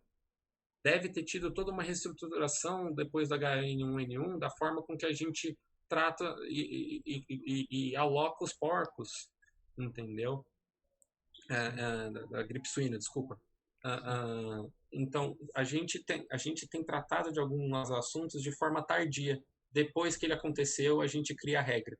E para alguns assuntos, a gente tem ficado muito tímido, com medo desse cancelamento, com medo desse ataque, de ser chamado de racista, de xenofóbico, quando você está mostrando evidências de um problema claro. Sim. Eu tenho essa preocupação, esse temor acadêmico aí, porque hoje mesmo o Eli postou um vídeo falando exatamente, mostrando essa crítica aí, de que os cientistas que estão preocupados, estão alertando pandemia, tu não vê um sequer dizendo que, no fim das contas, isso aí foi uma falha chinesa, né? Eles apenas estão dizendo, estão usando o fato de que um vírus surge de um ambiente natural, dado algumas situações próprias ali que os organismos vão reagir, mas não estão mencionando o fato de que só surgiu ali porque a China permitiu essa situação na qual há esse tipo de contato que permite o contágio, né? Sim. Então, tu tá meio que tipo, é que nem aquilo que a gente falou antes, sobre, tu dá um tiro no cara, tu não vai dizer que ele morreu de sangramento, né? Vai dizer que morreu porque deram um tiro nele. Aqui eu proponho até outro exercício mental, que foi quando a gente, ano passado, teve os incêndios na Amazônia. Sim. Então, o que acontece? Tudo bem, era época de seca, ou tem incêndios assim mesmo, enfim, desculpa, a gente viu várias justificativas para tentar amenizar a gravidade do problema, mas era um problema mundial. A gente perder a Amazônia para um incêndio é mundial. Sim. Afeta o mundo todo. E o que acontece? Na época, a gente não poupou adjetivo para responsabilizar o governo Bolsonaro. Total. O mundo todo, cientistas, a imprensa, outros líderes de Estado não pouparam críticas e adjetivos para responsabilizar diretamente o governo brasileiro por ignorar os cientistas, pelo desmonte da ciência e das instituições que faziam controle dos incêndios ou da fiscalização, ou etc. e tal. Não pouparam críticas. Então, eu acho que, nesse caso, é uma situação muito similar, só que agora a gente tem dedos por várias razões. Ah, porque é potência mundial. Ah, sim. Ah, porque é parceiro comercial. Ah, porque traz um estigma para um povo. Não é Sim. culpa da China, povo chinês, É o entendeu? governo. Mas é do gestor, do governo chinês. Ele Partido toma as Comunista. decisões, O PCC, entendeu? né? Esse aí é o Partido Comunista Chinês, é ele que deve ser responsabilizado e as pessoas não percebem. Eu fiz um post no Facebook que quando eu descobri que um governo, acho que no Texas, não, um juiz no Texas bateu o martelo para responsabilizar o governo chinês para pagar 20 trilhões em indenização para o mundo pelos danos que eles permitiram ocasionar, né? Só que tu vê, tipo, o cara é uma pessoa que disser isso. Tá certo que a China não vai pagar isso, né? Mas o mero simbolismo de tu tá botando a culpa na China e pedindo para ela pague, isso deveria pelo menos acontecer. As nações deveriam pelo menos dizer: olha só, o governo chinês, a culpa é tua. Tu foi ignorante, tu desprezou os cientistas, o cara que detectou o bagulho, vocês calaram ele, sabe? Permitiram que o cara que podia salvar a humanidade, permitiram que ele morresse, sabe? Então, Chernobyl foi muito parecido, né? Tanto que não total. foi a União Soviética que relatou, foi a Finlândia e a Suécia que relataram a nuvem de radiação. Sim, total. Tu vê no documentário, né? Eles deixam bem claro que tem exatamente uma falha política ali, porque tu tem interesses mesquinhos, escusos, preocupados apenas em fortalecer o bolso de um grupo político, que é o que a gente vê na China agora. Eles têm um grande lobby lá desse mercado exótico de animais, sabe? Eu acho que deve ser o maior mercado do mundo de animais exóticos, até onde eu sei, é o chinês, sabe? Então, se esse pessoal aí vai perder a boquinha, né? Certamente eles vão fazer tudo o que eles puderem para influenciar o Partido Comunista Chinês. E o fato é que, dado que o Partido Comunista Chinês ganha dinheiro em função dos impostos arrecadados, né? E esse mercado aí é uma grande fonte de receita para o governo chinês, realmente tu tá mexendo em interesses muito profundos dos governantes, né? Então, tu precisa colocar uma atenção moral na coisa, sabe? Se eles não vão perceber que o certo é eles deixarem de fazer isso, que pelo menos eles sejam sancionados a pagar pelo bolso, sabe? E isso é mostrar para eles, olha só, não tá mais valendo fazer esse tipo de negócio por aqui, porque se eu fizer isso aí eu vou ter que pagar 20 trilhões de dólares, tá ligado? Sim, Então tu precisa encontrar mecanismos para tentar frear eles. Eles não vão frear porque eles são bonzinhos. Eles são seres humanos e eles estão interessados em fazer o que eles puderem para ser ganhando no final. E exatamente. só que às vezes a gente não consegue medir todas as consequências do que a gente está fazendo, né? Isso a nível individual, como a nível governamental de uma potência mundial, sabe? Você vê que no caso dessa doença agora que a gente está enfrentando o Covid-19, é, cada dia e cada ação que os líderes de Estado tomam conta. Então, um dia de atraso na tomada de uma decisão dobra o número de casos, atrasa, por exemplo, a questão social e econômica de proteção aos mais vulneráveis, entendeu? Então, assim, a gente está num momento que está colocando no limite em todos os aspectos. O aspecto anticientífico, que a gente estava vivendo essa onda anti-ciência no mundo, então coloca isso em xeque, coloca a capacidade de organização dos países individualmente e coletivamente de trocar informações, de se organizarem, de sistema de saúde, de controle epidemiológico. Então, Hum, cada decisão nesse momento é crucial. Não sim. dá para falar que ninguém vai sofrer dano algum, seja no bolso, seja na saúde. Mas, então, a gente espera que a gente possa, pelo menos na minha opinião, eu não contabilizo vida humana em nota de R$ 1, sabe? Em nota de dinheiro. Então, eu espero que a gente opte sempre por proteger quem é vulnerável, os doentes, para que a gente tenha leitos para tratar essas pessoas. Para isso, a gente precisa fazer o isolamento. Num cenário ideal, como por exemplo na Coreia do Sul, E isso está bem explicadinho também no vídeo do Átila. Uhum. A Coreia do Sul decidiu testar todo mundo. Eles têm drive-thru para testagem de coronavírus. Se você é suspeito, eles estão testando os assintomáticos. Na suspeita de você ter coronavírus, você recebe um SMS para você passar no drive-thru, fazer o teste, esperar em casa o resultado do teste. E caso você seja liberado, volta para a vida normal. Caso não, quarentena. Sim. E eles testam todo mundo que teve contato com você num raio de 100 metros. Então eles estão testando todo mundo. Tomando uma política dessa, eu não preciso optar por um isolamento, por uma supressão tão rígida, porque eu Sim. consigo então identificar os doentes e isolá-los para que não transmitam mais a doença. Sim. Aí é eficiente. No Brasil, a gente optou por testar apenas as pessoas que dão entrada aos hospitais com sintomas graves. A É, gente não testa os assintomáticos.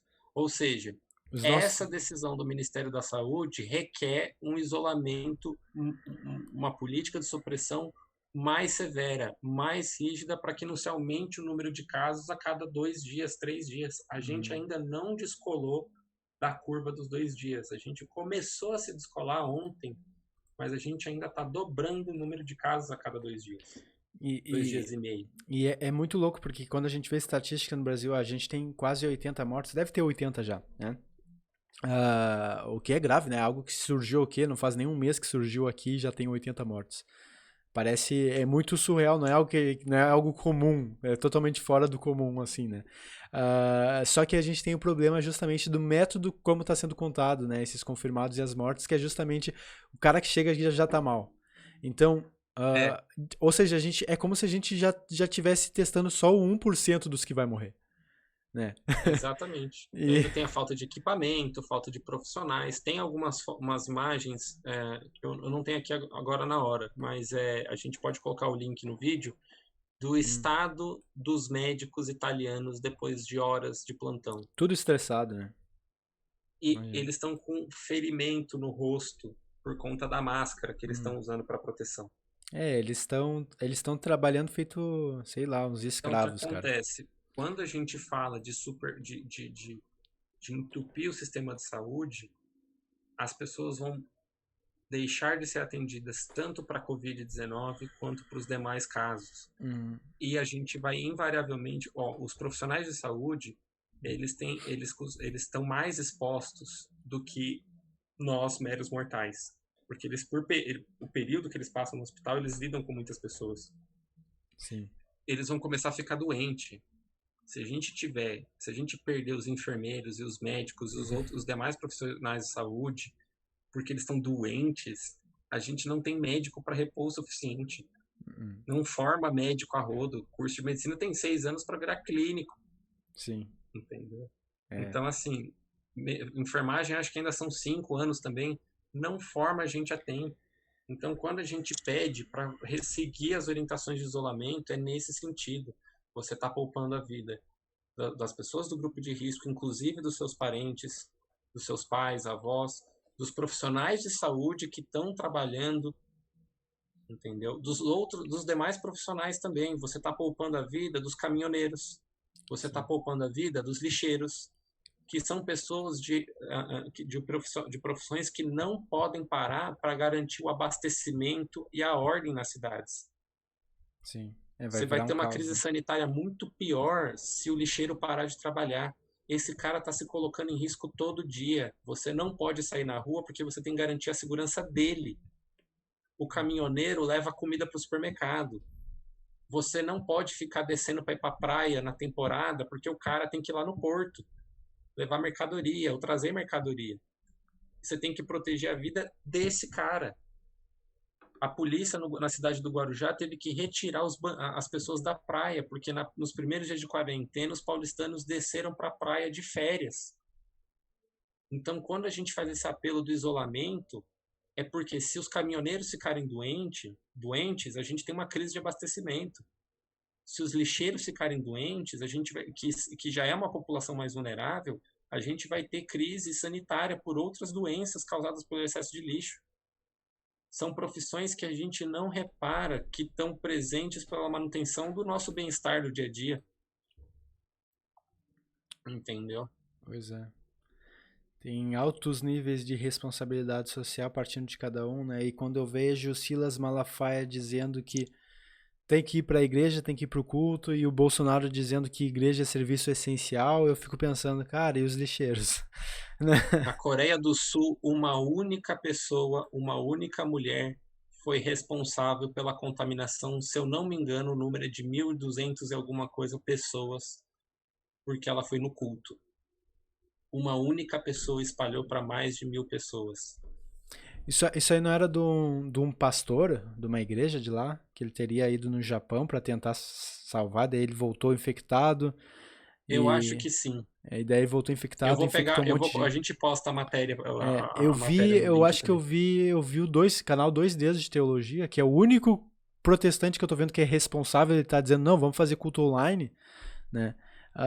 E ele tava falando que teve um pastor da Coreia do Sul que ele sozinho foi responsável por 60% das infecções da Coreia do Sul, né? É. Gente, aqui vai o apelo. Se você acredita em Deus e se ele é onipresente, onipotente, onisciente, você pode orar em casa, pode fazer o culto online, assim como a gente está fazendo essa transmissão. Vários jornais estão fazendo online, Roda Viva já está fazendo por transmissão, por videoconferência, o canal My News está fazendo por videoconferência para evitar a contaminação. Deus vai estar te ouvindo, independente de você estar no templo ou na sua casa, entendeu? A fé da pessoa não vai mudar dela estar dentro do templo, ou não deveria mudar, né? Dela estar frequentando o templo ou dela estar orando dentro da casa dela, entendeu? Então, se você tem se você acredita em Deus, se você tem fé, faz isso dentro de casa e resguarde as outras pessoas. Pois é. Ainda mais se tu acredita na ideia de Apocalipse, que está na Bíblia, talvez seja o momento do arrebatamento, né? E Deus esteja escolhendo justamente os infiéis, que são Ele aqueles vai que falar: quem ficou em casa protegendo os outros vai para o céu. vai ver seja esse o grande plano divino, né? E os infiéis são aqueles que não acreditam em Deus o suficiente para ficar em casa e precisam ir no templo, né? Porque se você acredita nele o suficiente, ele vai te ouvir dentro de casa. Pois é. Então fica a orientação aí espiritual. Mas Aqui você vê política, biologia, metafísica. a gente passou por bastante coisa aqui. Vou só para encaminhar para as orientações gerais aqui. Primeiro, uma dúvida que eu pretendo trazer uma veterinária ainda para o canal para ela explicar isso, mas eu queria saber o que tu sabe sobre isso, né? Se animais de estimação eles podem ou não contrair o Covid. Com exceção de um cachorro em Hong Kong que foi reportado, a gente não tem nenhuma evidência de que pets, seja gato, cachorro, sejam capazes de contrair ou de transmitir o Covid. Não Uhum. tem nenhuma evidência. E isso são dados da Organização Mundial da Saúde. Existe esse único caso reportado desse cachorro. A gente não tem teste para falar com certeza. Pelo menos eu não encontrei nenhum teste para falar com certeza. Mas não existe nenhuma evidência de que esses animais transmitam ou contraiam a doença. Sim. É bom saber disso, né? E o pessoal fica mais apaziguado, porque se já é ruim, né, a gente falar da transmissão entre humanos, eu fico pensando, cara, e se tem algum tipo de evidência que mostra que cachorros contraem ou gatos, enfim. Imagina que ia ter de gente matando cachorro de rua, gato, né? E eu já te adianto, porque tem muita gente acreditando nessa notícia. E minha mãe, ela coordena uma ONG de proteção animal no Guarujá. Sim, E as pessoas estão abandonando os animais nas ruas. meu Deus. A gente está tendo um surto de abandono de animal porque as pessoas acham que os animais vão pegar ou transmitir a doença. E não tem evidência nenhuma de que animal doméstico contraia ou transmita a doença. E confesso que, tendo a doença passado por Estados Unidos, Brasil, Itália, Espanha, China, a essa altura a gente já teria algum tipo de evidência de que isso fosse verdade. Alguém já teria procurado e encontrado caso isso fosse verdade. E a gente não tem evidência nenhuma. Pois é. Mas então as pessoas podem ficar tranquilas, não precisam abandonar nem matar os seus pets, tá? Exatamente. Enfim, outra questão, que é uma questão comum, né? Se a gente deve ou não usar máscara. Porque tem gente dizendo por aí, por exemplo, que a máscara não é eficiente e só vai funcionar se for aquela N95, se não for ela nem adianta. Né? Eu quero saber exatamente, a gente deveria usar se a gente precisar ir ao mercado ou não? O que A tu diz? máscara protege. A máscara comum não protege você de ser contaminado. A máscara poderia ser usada por quem é assintomático, está com suspeita, ou quem é doente. Ou, por exemplo, estou com gripe, não tenho certeza, preciso ir no mercado, preciso ir numa farmácia. Você evita de contaminar outras pessoas, mas a máscara comum não protege você de ser contaminado. E outra, a máscara sozinha não é suficiente.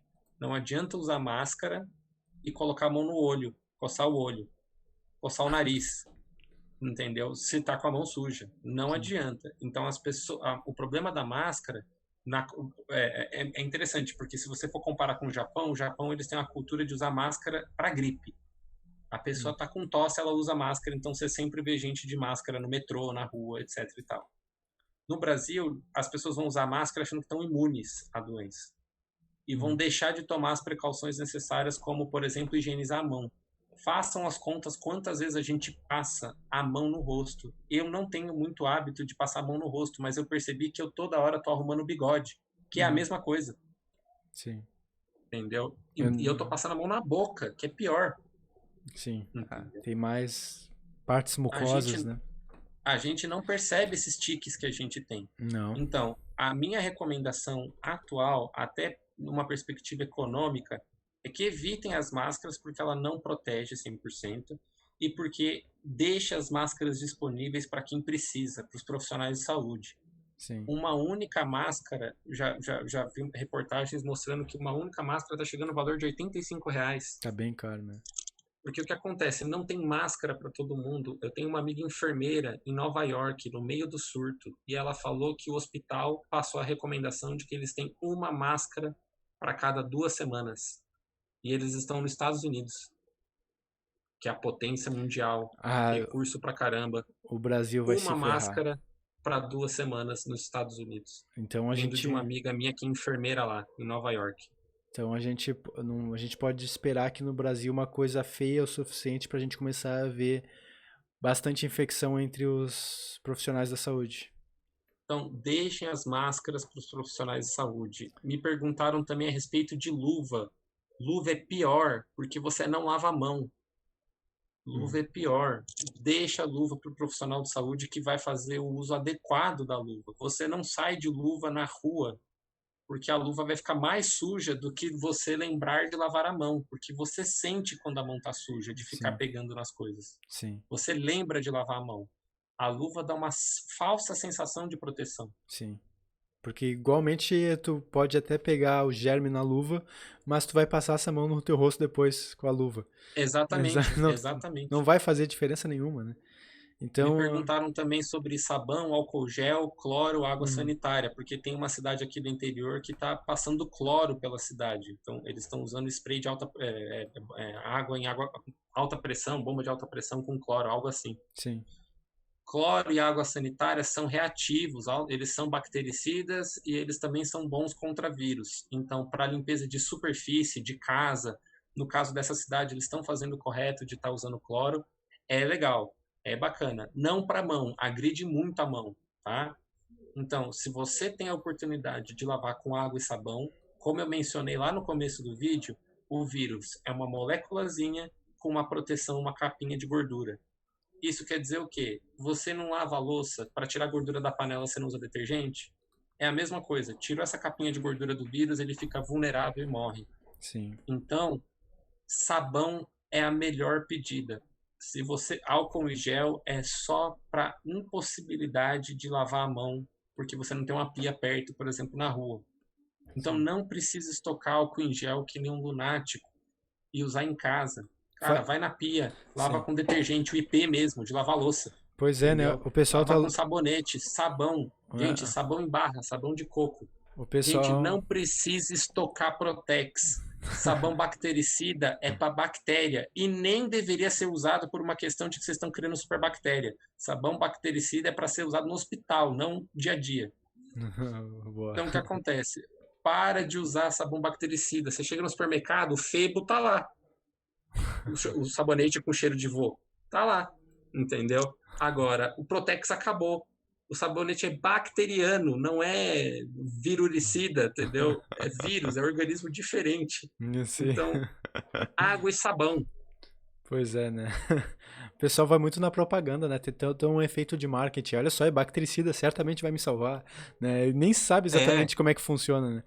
Mas, Ó, vamos aproveitar o efeito do marketing. Mata 99% das bactérias. Você sabia que aquele 1% das bactérias que ele não mata, que é uma super, já está criando uma superbactéria, ela não era, por exemplo, ela não causaria uma doença inicialmente, porque as 99 que você acabou de matar, por uma questão de competição e tamanho de população, não deixava aquele 1% crescer. Você matou os 99.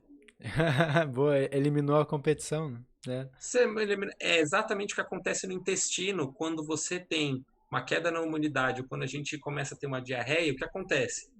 As bactérias do intestino que deixam ele saudável, o Yakult é bactéria. O que acontece? Você diminuiu a população de bactéria que deixa você saudável. Que elas, por competição, por espaço e recurso, não deixava a bactéria malvadona aumentar o tamanho da população delas. Assim que diminui a população de bactéria boa, aumenta a de bactéria ruim e te causa diarreia, infecção intestinal, entre outras coisas. Por isso que fala que esses sabonetes são para ser usados em ambientes específicos, como hospitais, clínicas, etc. E tal. Não uso indiscriminado. Agora, Então, para o caso do coronavírus, detergente, sabão em barra, sabonete resolve. sim. Pois é, então. Para limpar a casa e superfície, álcool, cândida, né, a água sanitária, Uhum. a cloro. Pois é, a gente tem. Faria muito mais sentido se estivesse faltando detergente, então, nas prateleiras, né?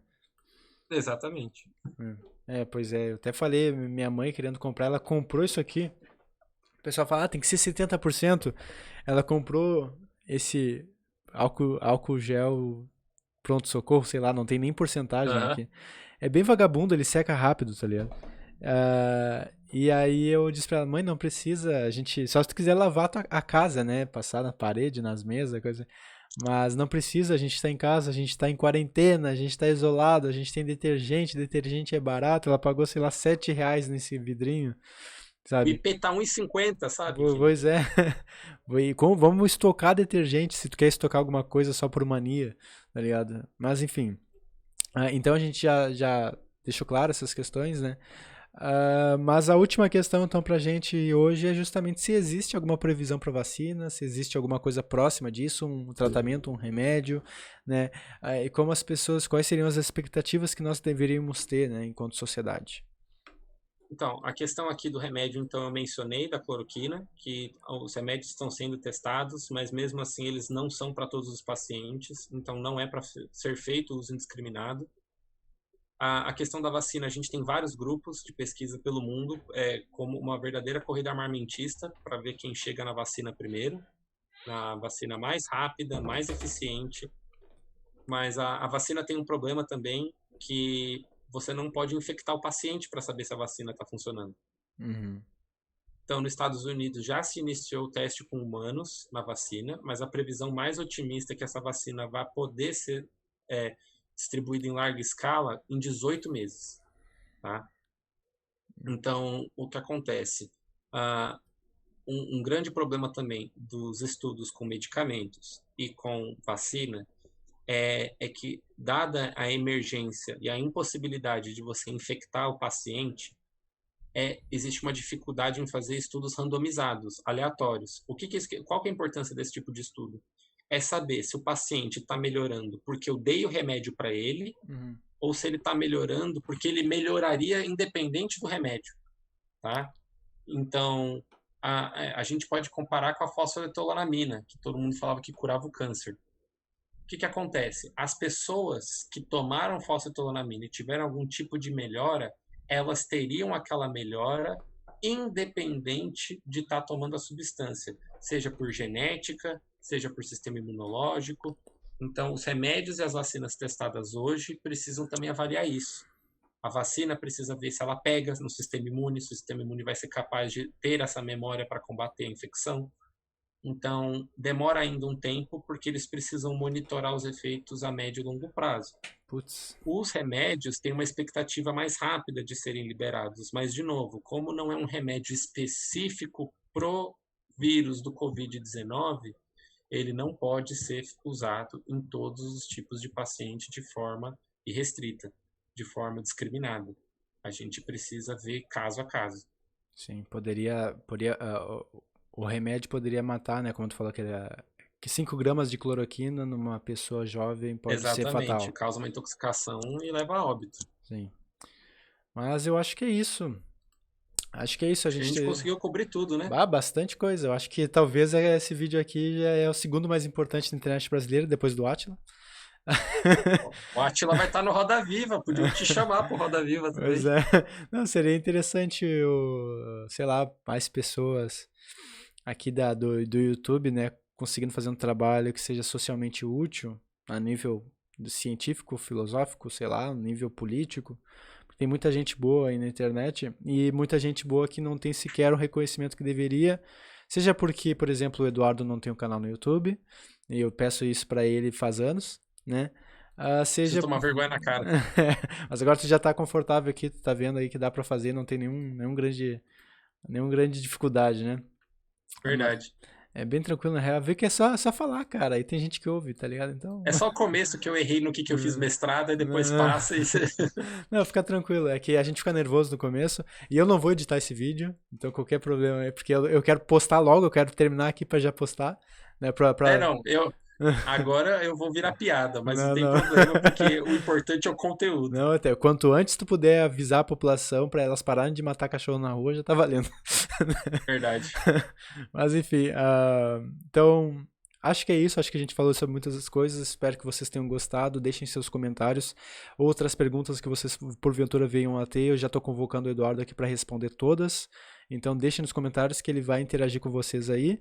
Vou pedir também para o Eduardo já deixar comentar ali com as referências das fontes que ele tem, para que daí eu vou fixar o comentário dele para todo mundo ficar acessível, né? É só baixar e ver as referências dele. E vou pedir agora para o Eduardo dar considerações finais, se ele tem alguma indicação para fazer para o pessoal, de material, de alguma notícia, além das referências, ou mesmo de algum trabalho que o Eduardo faça que gostaria que mais pessoas conhecessem, então fica à vontade. Bom, pessoal, eu recomendo vocês, então, questão de informação, de onde checar a informação. Existem alguns jornais muito bons que estão fazendo um trabalho muito, muito legal. Jornal Nexo, o Jornal Nexo, além das matérias regulares, eles estão com um boletim do coronavírus de graça, uma newsletter gratuita que você recebe diariamente no e-mail com as notícias, seja de vacina, casos, quais são as políticas que estão sendo adotadas. O Alisson também está fazendo várias avaliações e convidando várias pessoas de diversas áreas para comentar. O canal do Átila, eu acho que o Átila, sim, apesar de algumas críticas que as pessoas têm feito, ele tem feito um trabalho exemplar na medida do possível. A gente, eu e o Alisson, a gente administra a página do GED Bioética, tá? Então é facebook.com/GED, GED Bioética, e lá a gente também está postando esse vídeo, tem alguns materiais bem legais, mais voltados para a filosofia e para a área da ética e da moral. Eu deixei meus perfis das redes sociais abertos, então Facebook, tá? Eduardo com O, Lobel, L-O-B-L, e meu Instagram, Eduardo, também com O, Lobel, L-O-B-L, tudo junto. Meus perfis estão abertos porque eu tenho esclarecido dúvidas que o pessoal tem me mandado, tenho postado artigos, as referências todas que eu usei aqui na apresentação de hoje. Eu tenho sempre lido e tentado manter o pessoal que me procura atualizado. Então, acho que é isso. Então, eu fico à disposição, tá? Vou estar comentando aqui também no post fixo, colocando o link das minhas redes, quem quiser me procurar e tiver mais alguma dúvida. Eu agradeço ao Alisson mais uma vez por ter cedido espaço e pela paciência das minhas gafes. Uhum. E espero que vocês tenham gostado, que vocês tenham aprendido um pouquinho. Então, é isso. Muito obrigado. Você já conhece meu trabalho, quem já está no canal. Quem por acaso o vídeo está bombando agora, a gente está com 3 milhões de visualizações. Muito obrigado também, então posso inscrever. Então, forte abraço e até a próxima entrevista aqui no canal. Vou tentar trazer na próxima agora um economista para dar a contraparte e ver como o problema é realmente complicado, para além da biologia que já é complicada. Exatamente. Gente, um grande abraço e tchau, tchau. Tchau.